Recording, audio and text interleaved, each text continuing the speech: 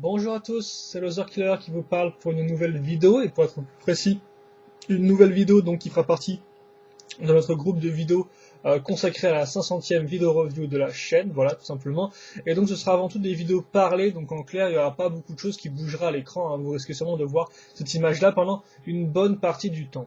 Donc aujourd'hui on va parler du futur de Bionicle. Donc au début je pensais parler de la fin et du futur, sauf que bon, la fin, j'en ai déjà parlé un peu dans mes 3 longues vidéos pour la 400e, et je risque aussi d'en reparler pour notre vidéo questions-réponses avec Shadow. Donc d'ailleurs, si vous avez des questions, allez nous les poser dans la vidéo spéciale, hein. C'était la première vidéo consacrée à la 500e, donc allez voir, ça s'appelle Venez nous poser vos questions, vous allez poser vos questions là-bas, et donc on y répondra dans un mois avec Shadow. Donc tout ça pour dire qu'effectivement, cette vidéo traitera avant tout du futur Bionicle en fait.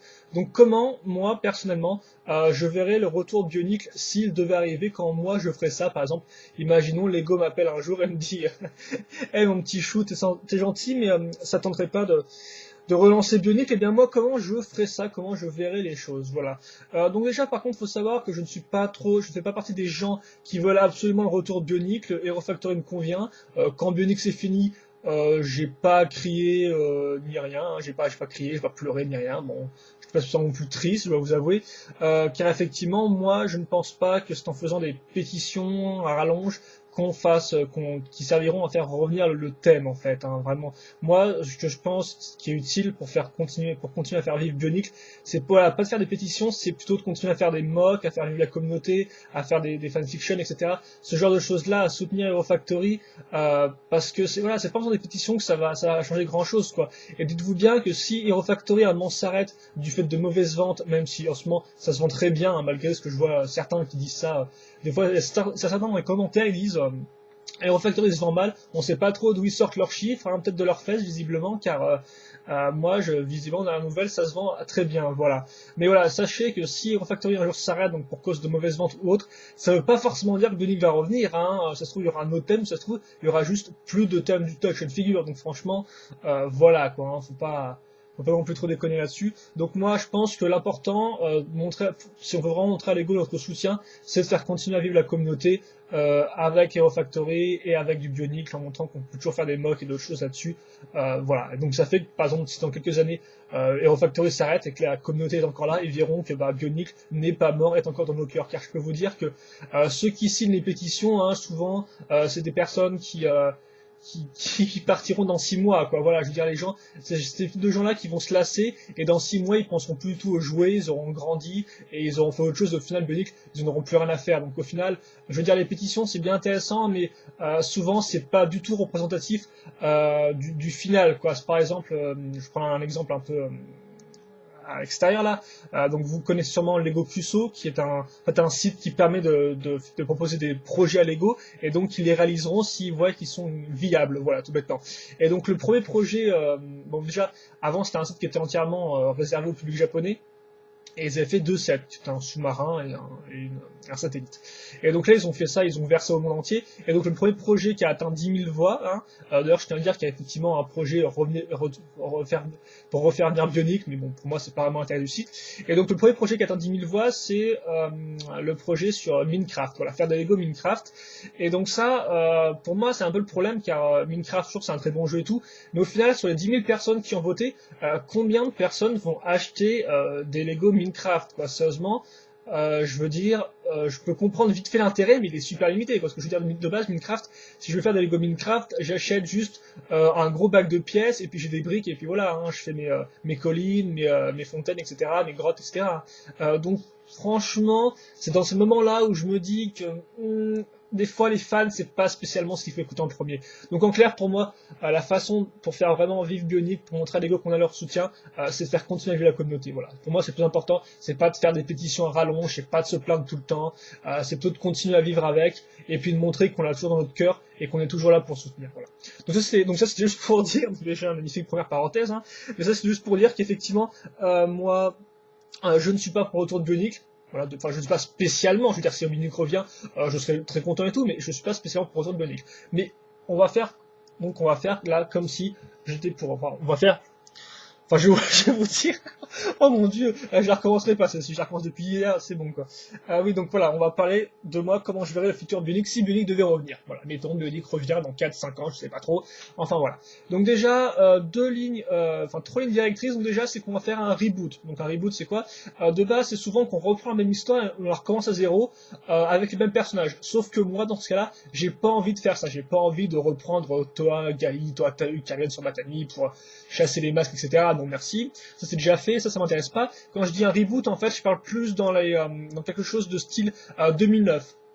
Avec les Gatoran, donc c'est effectivement, je veux entièrement de la nouveauté, aussi bien au niveau des personnages, que du décor, que de la storyline, etc. Donc l'idée, en fait, ce serait néanmoins que ça se passe après l'histoire bionique, mais quitte à faire beaucoup d'années après. Donc 10 000, 20 000, 30 000, 40 000, 100 000 ans, tout ce que vous voulez, mais ça se passe des années après. Et donc en final, l'idée globale sur la longueur de mon thème à moi, bionique, parce que mon thème à moi, on va dire, je le ferai durer un certain nombre d'années, hein, pas juste 10 000 ans, mais juste par exemple 6 ans, ça me semble correct, hein, pour faire, on va dire par exemple 3 arcs. Moi l'idée en fait de ce thème-là, mon thème sur mes 6 ans, ce sera en fait de faire le lien entre ce qui s'est passé à la fin de Bionicle et en fait, la grosse période de vide entre la fin et entre le début de ma nouvelle série Bionicle. Même si on verra après que ça sera peut-être pas spécialement une bonne idée, mais ça j'en reparlerai par la suite. Donc ça c'est ma première idée, et donc ma seconde idée en fait, les deux choses sur lesquelles je veux me baser, c'est donc de la nouveauté, avec des nouveaux personnages, etc., mais aussi des références subtiles à l'ancien univers Bionicle. C'est-à-dire qu'effectivement, dans l'univers, par exemple dans ma première vague de 7, il n'y aura pas de Tahu, il n'y aura pas de Toa, ni rien, il n'y aura pas de tout ce personnage-là, mais néanmoins, tout au long de l'histoire, et ce sera, je pense, principalement dans des serials, donc dans des médias un peu externes, hein, réservés aux internet, etc., et bien dans ces médias-là, on pourra à chaque fois voir des petits détails, des petites clins d'œil à l'ancien univers bionique, ce qui fait qu'en fait, le vieux fan, le vieux briscard, eh bien, il s'y retrouvera, et donc il sera content parce qu'il sait qu'on aura pensé à lui avec ces détails-là, et aussi ces détails-là, bien sûr, prendront l'importance au fur et à mesure que l'histoire avance. Voilà. Mais néanmoins, comme ce sont des médias qui sont externes, le public, le nouveau, car c'est avant tout le nouveau public qui va acheter les sets. Hein, c'est pas les vieux fans, parce qu'il en restera quelques-uns qui vont vraiment garantir le succès de la gamme. Hein, si garantir le succès de la gamme, c'est le grand public. Voilà. Donc, ce qui fait que les deux y trouveront leur compte. Voilà. Donc ensuite, l'univers, je pense que l'univers, on va donc on va peut-être prendre une île, je sais pas trop, une nouvelle île. Pour la direction artistique, je pense qu'on va prendre quelque chose d'un peu désertique, mais pas désertique comme Baramania avec du soleil, plus genre désertique, mais plus plus en fait à la Voyanu, je dirais. Plus un climat un peu cradin, quoi. Du ciel un peu gris, des montagnes noires, grises, du sol un peu marron, avec l'herbe qui a arrêté de pousser, quoi. Quelque chose vraiment on va dire d'assez ténébreux, on va dire, je vais dire d'assez foncé, mais ça ne veut strictement rien dire, d'assez morne, voilà, d'assez morose, quelque chose comme ça et tout. Et donc l'idée, pour commencer très simplement, je pense qu'on va mettre en place une guerre, hein. Tout bêtement. La storyline de base, ce sera une guerre, un camp contre un autre, le bien contre le mal. Il n'y a pas plus simple, c'est dans les règles essentielles de l'humanité, je veux dire, dans les notions essentielles de l'humanité, donc pas plus simple. Donc une guerre dans un espèce d'environnement un peu morose. Après, on reparlera un peu de la direction artistique, je pense. Mais ça, c'est pour la première année. Ensuite, le personnage, enfin les personnages. Déjà, donc j'aimerais bien virer Toa, Matoran et Turgat pour le moment, plutôt que créer de nouvelles races.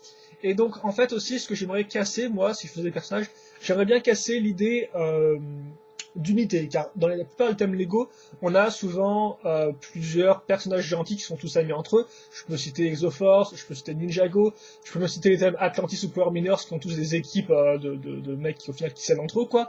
Mais bien sûr, le plus important, c'est dans Bionicle, où on a vraiment la notion de frère et de sœur entre Toa, qui est liée à la notion de Matoran qui mène à un Toa, qui mène à un Turaga. Voilà. Moi, ça, j'ai envie de le couper. En fait, j'ai plus envie que dans mon histoire, on suive les péripéties d'un seul personnage qui aura, bon, je suppose, peut-être un groupe d'amis. Voilà. Mais néanmoins, un personnage principal. Ce personnage principal, on va, je pense, suivre ce que je disais avant, donc faire un personnage qui peut être suivi et par les anciens fans de Bionicle et par les nouveaux fans de Bionicle. Et donc pour faire ça, c'est très simple, je pense reprendre un Matoran tertiaires qu'on a vu dans, par exemple, Matanu Online Game 1 ou 2. Allez voir sur le secteur quand les images remarcheront, en ce moment, c'est assez down, mais allez voir, vous verrez, il y a des tonnes de Matoran qui sont sortis, et c'est des Matoran, au final, qui n'ont pas spécialement une grande importance de storyline. Par exemple, ils ont un boulot, voilà, mais après ça, c'est tout. Et donc, moi, je pense reprendre un personnage comme ça. Bien sûr, mon idée, c'est que Matoran aura muté, donc il n'aura plus une tête de Matoran, il aura changé, et aussi, quitte à faire un grand classique, mais il sera amnésique. Donc, ce qui fait que on pourra suivre ce personnage qui découvrira l'univers, voilà, tout bêtement. Comme ça, on sera au même point que lui pour découvrir l'univers, tout bêtement. Et donc, comme ça, on aura aussi une part de mystère, car effectivement, ce qui manque, un DM blanc et Hero Factory, mais ça, j'en reparlerai demain, c'est du mystère. Donc ça, on va un peu en donner.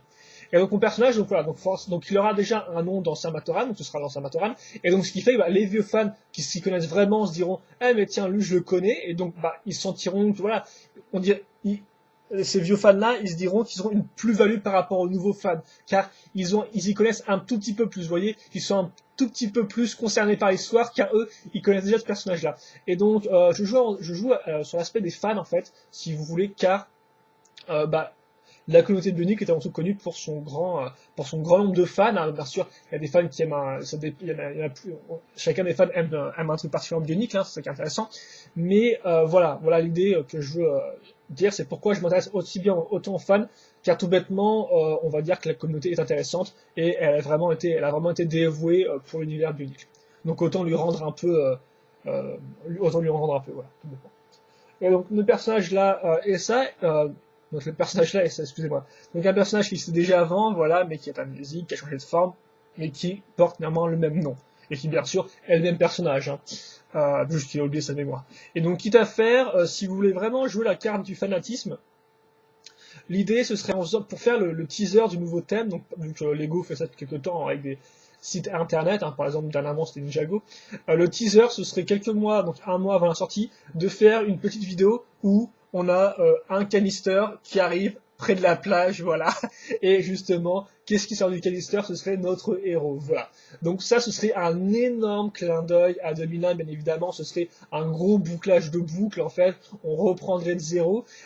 Donc ça, après, c'est à vous de voir, on peut prendre ça ou on peut prendre un canister qui tombe de l'espace, enfin bref, voilà quoi. Mais bon, voilà, on peut faire ça en teaser, et je suis sûr que là aussi, ça fera beaucoup parler la communauté, et puis là encore, ça ne gêne pas la compréhension par les nouveaux fans. Je veux dire, ils voient un truc qui arrive, ils le voient sourire, bon, ils se posent aussi la question, qu'est-ce que c'est? Voilà. Donc encore, la plus-value pour les vieux fans, mais les nouveaux fans ne sont pas néanmoins en reste, car ils comprennent ce qui se passe. Et ça, c'est vraiment important, car l'idée, c'est pas de faire un Bionic 2 en reprenant tous les personnages, en reprenant l'univers, au final, ça fait que les nouveaux fans ne comprendront absolument rien à nouveau, quoi. Hein, vu que on se plaignait que l'histoire était un peu trop compliquée, mais franchement, ça c'est du gros foutage de tronche, car on peut très bien résumer chacune des années bioniques par il y a des méchants contre des gentils, et ça, franchement, tout le monde le comprend. Donc ok, il y a des trucs un peu compliqués, mais ça, c'est quand on s'y intéresse à la storyline. Mais après, si on veut juste voir ça en surface, franchement, il n'y a rien de très très compliqué. Hein.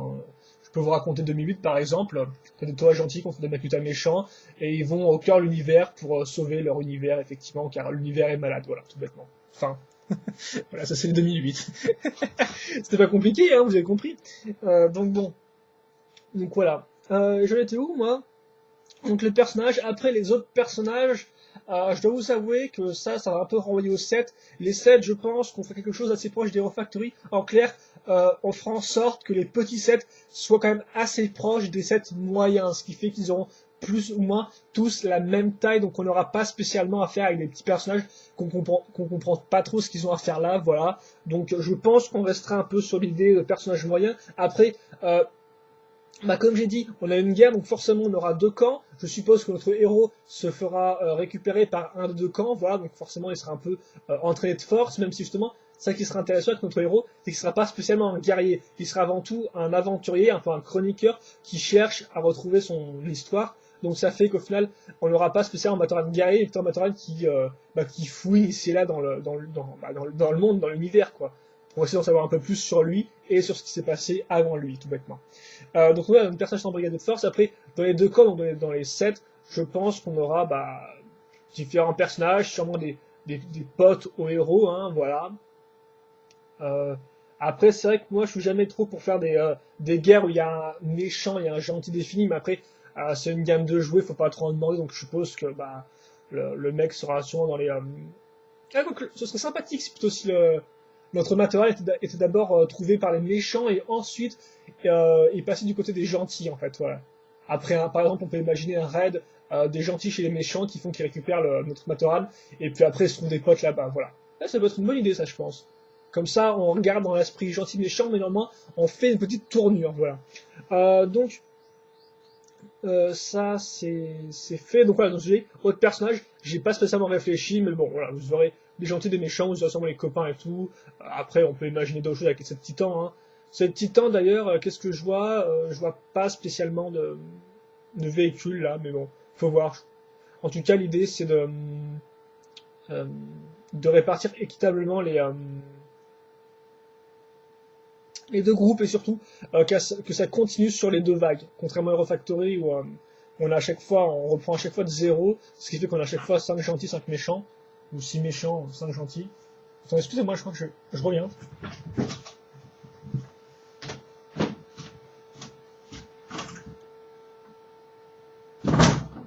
Voilà, mon chat qui voulait sortir, j'ai pas vu et tout, souvent je le vois et tout, il gratte à la porte.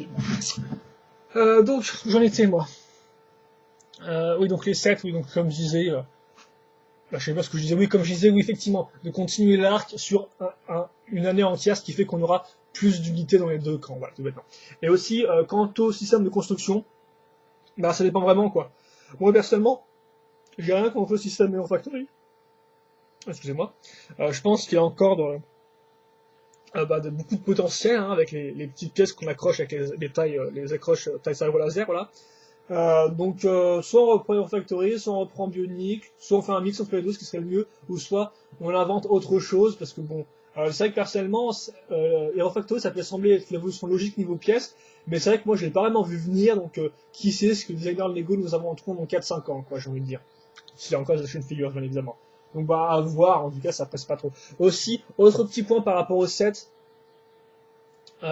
c'est qu'on peut se demander effectivement si on a un héros principal, ça fait qu'on doit à chaque fois se taper à chacune des vagues, chacune des années pour bien le vendre. Après, pas spécialement, car j'ai deux exemples en tête. Soit on reprend 2001-2003 chez Bionic, donc en clair, avec les Toa, des fois qui ne sortaient pas en même temps que les méchants. Par exemple, 2003, on avait Boral et Raichi. Bon, ok, c'est une exception, mais néanmoins, ils l'ont déjà fait. Ou aussi, on peut ressortir le héros dans des sets titans, et pour ça, je prends l'exemple de Bulk et Vapor, où par exemple, eh bien, on a Bulk qui revient, néanmoins, il n'est pas spécialement différent, il a juste quelques pièces en plus. Donc au final, ça veut dire qu'on peut avoir notre héros dans chacune des vagues, voire chacune des années, en le changeant un minimum, ce qui fait qu'il n'est pas obligé à chaque fois de se transformer, de muter en je ne sais quoi. Voilà, tout bêtement. Donc ensuite, donc ça c'était pour les sets, voilà, je pense que tout dit. Ensuite pour le développement de l'histoire en elle-même, donc comme je dis, l'idée en soi c'est d'utiliser donc les 6 ans de ce nouveau thème pour raconter ce qui s'est passé donc entre la fin de Bionic, enfin entre la fin des serials, vu qu'effectivement la fin de Bionic est quand même assez ouverte, elle continue avec des serials, même si Gary Farstein n'assure plus le suivi visiblement. Et donc ce nouveau thème Bionic là, voilà. Après, le problème de ça, c'est que souvent, ça risque d'être le même problème que Bionic, en fait. On risque à nouveau d'embrouiller les vieux fans si on leur remet trop dans la tronche. Donc, au final, c'est peut-être pas une si bonne idée que ça. Après, moi, avant tout, l'idée que j'ai, donc ça, oui, ça, c'est juste pour dire qu'en fait, voilà, mon idée de raconter le passé n'est peut-être pas spécialement la meilleure chose. Néanmoins, je trouve que moi, c'est une bonne idée pour boucler la boucle, raconter ce qui s'est passé entre temps, et comme ça fait que, au final, le vieux fan, il est encore plus dedans, et puis, j'espère que le nouveau fan, il découvre des choses, quoi, tout bêtement. Bien sûr, en laissant ça de façon assez implicite, hein, voilà. Pas non plus en mettre plein dans la face, pas faire du name drop, en clair, citer plein de noms que le nouveau fan ne comprendra absolument pas. Non. Il faut qu'à chaque fois, les storylines, on va dire pour les jouer, donc la storyline qui est montrée au public, elle reste simple. Voilà, comme ça, il comprend mieux. Et après, on peut la creuser, la storyline, grâce à des serials, grâce à des comics, grâce à ce genre de choses-là. Voilà. Faut bien utiliser à fond le médium internet, et puis bien sûr, pourquoi pas des épisodes pour l'histoire principale, hein, comme Hero Factory, ça marche assez bien, donc pourquoi pas. Et donc voilà, moi ce que je disais, c'est qu'effectivement, contrairement à Hero Factory, où au final, chacune des vagues pourrait être représentée par un carré, qui font tous la même dimension, car effectivement, Hero Factory, c'est un peu des vagues interchangeables, pour le moment, tout du moins. Moi, mon nouveau thème Bionic, je le vois plus représenter chacune des années par des rectangles de plus en plus gros. Car effectivement, moi, ce que j'aime avant tout dans les animes, ou même dans la littérature, dans tout ce que vous voulez dans les films, c'est que souvent la première saison, en fait, si vous voulez, on part du petit, et puis à la seconde saison, on part vers du gros. Par exemple, on peut imaginer si vous voulez un exemple un peu plus précis, imaginons un dessin animé. La saison 1 se passe dans un lotissement, donc on retrouve le personnage principal, ses voisins, ses parents, etc. Donc ça c'est la première saison, et la seconde saison, elle se passe dans la ville autour du lotissement. Et donc au final, on a cette impression de grandeur, cette impression de découverte, cette impression de nouveauté, cette impression de fraîcheur. Et ça, c'est absolument ce que je voudrais avec mon nouveau thème Bionicle. En clair, on démarre sur deux tribus qui s'attaquent, un décor un peu cradingue, voilà, un peu morne et tout. On finit l'année, la guerre est finie, le personnage principal décide de partir lui-même faire un road trip, donc sur sa quête personnelle, voilà, tout bêtement. Et donc là, il part, il découvre un monde vaste, un monde grand, voilà. Et donc directement, on sent qu'on évolue, voilà. On sent qu'on est passé à l'étape supérieure. On n'a pas l'impression de faire du surplace, mais vraiment là, on évolue. Et donc ça, c'est vraiment quelque chose que je veux mettre en avant. Et c'est quelque chose qui sera mis en avant encore plus avec la direction artistique. En clair, si dans la première année on partait sur du morne, du marron et tout ça et tout, la seconde année il faudra qu'on parte sur des couleurs beaucoup plus claires, des couleurs pastel, des couleurs qui envoient comme ça.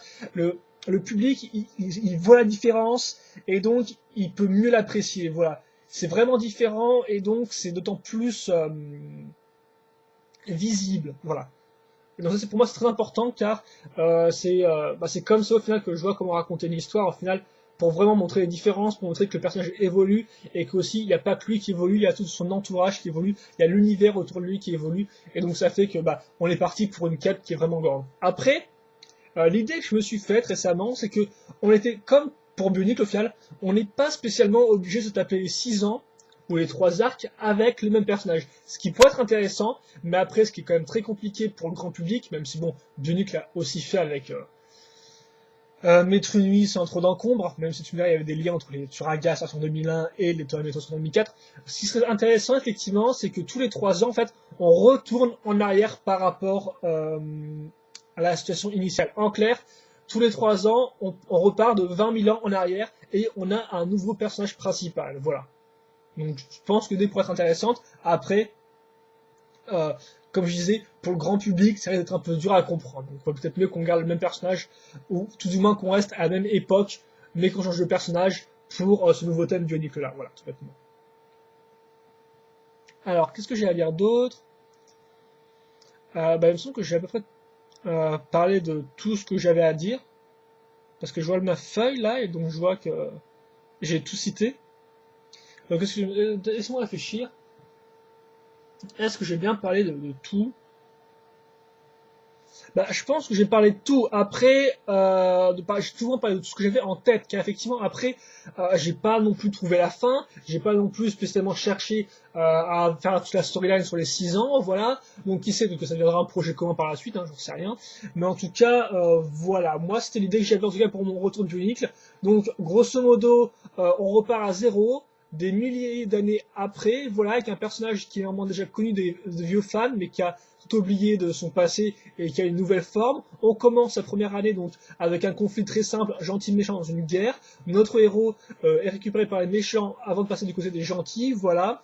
Et aussi notre héros, plus qu'un guerrier, c'est un aventurier, c'est avant tout une espèce de chroniqueur, voilà, qui cherche son passé vu qu'il est amnésique. Et donc l'idée principale du thème, c'est avant tout de faire le lien entre la fin de Bionicle, qu'est-ce qui s'est passé entre la fin de Bionicle et donc notre nouveau thème, qu'est-ce qui s'est passé pendant toutes ces années. Voilà. Et donc un thème qui évolue constamment, qui est de plus en plus grand, en fait, gagne de plus en plus en importance pour que les gens ressentent bien la différence. Alors bien sûr c'est très simple, hein, c'est très blanc-noir, voilà, mais au moins pour moi c'est ce genre de truc qui marche tout le temps. Excusez-moi, je reviens, et après on conclura la vidéo.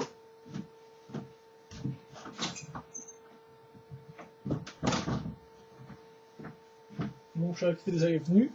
Et donc, je pense surtout pour mon projet de reboot de Bionicle, si Bionicle devait revenir, quand moi je le verrai comme ça. Donc, en clair, un compromis où tout le monde, je l'espère, trouve son compte. Aussi bien les nouveaux fans que les vieux fans. Car effectivement, on ne peut pas faire un tout nouveau thème avec toujours les mêmes personnages, toujours avec Tahu qui a son, son caractère de cochon, etc. Donc non, non, franchement, la nouveauté, qu'on respire un peu, voilà, mais non, moins, qu'on fasse des références subtiles qui n'attaque pas trop, qui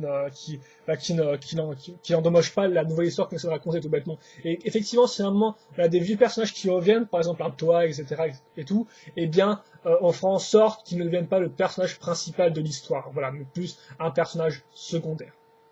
Et donc je pense que c'est tout. Donc n'hésitez pas à me dire ce que vous pensez de mon histoire si vous êtes resté jusqu'au bout, si vous avez des suggestions, ce que vous auriez pensé pour un retour Bionicle.